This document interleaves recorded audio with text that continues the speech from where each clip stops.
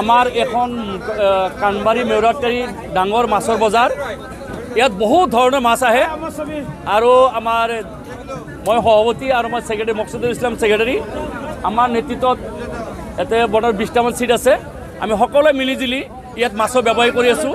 দুখীয়া ধনী দুখীয়া চবেই চলি আছে। এইখন পাইকাৰী বজাৰ, যাৰ যিমান লাগে ল'ব পাৰে, কোনো অসুবিধা নাই, সৰু ডাঙৰ চব ল'ব পাৰে।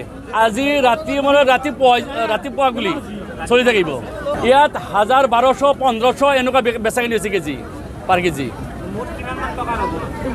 এইটো ইটাগুলি হিচাপ দিব কৰোৰ টকাৰ ওপৰত যাব, হিচাপটো দিয়া সম্ভৱ নহয়, কাৰণ মাল আজি চেল নাই। এই বজাৰখন মেউৰাটাৰী কানবাৰী মৎস্য সামগ্ৰীৰ হোলচেলাৰ বজাৰ। মাছ নানান জাগাৰ পৰা মাছ আহে। এইটো বৰপাটা পূজ বেংগলৰ পৰা আহে, আমাৰ লোকেল মাছ আহে, নদীৰ মাছ আহে, এইবিলাক মাছ আহি আছে। ইয়াতো বজাৰ আপোনাৰ বহুত ডাঙৰ বজাৰ হয় এইখিনি অঞ্চলৰ ভিতৰত, আৰু ইয়াতো বজাৰ মাছ বিক্ৰী চলি আছে। আমিও কিনিম বুলি ওলাই আহিছোঁ এতিয়া। ৰাতিলৈকে যিহেতু পুৱা ৰাতিলৈকে বজাৰখন চলিব আৰু বিভিন্ন ঠাইৰ পৰা ইয়াতে মাছ নিবলৈ আহে মানুহে, আমিও ল'ম বুলি আহিছোঁ। আৰু মাছ কেনেকৈ উঠিছে? মাছটো আহিছে, বহুত আহিছে, কিন্তু ইয়াত বেচা কিনাটো সিমান গম পোৱা নাই। কিন্তু ৰাস্তাৰ ফালেও আছে আৰু ইয়াৰ ভিতৰৰ ফালেও বহুত ডাঙৰ ডাঙৰ মাছ আহিছে।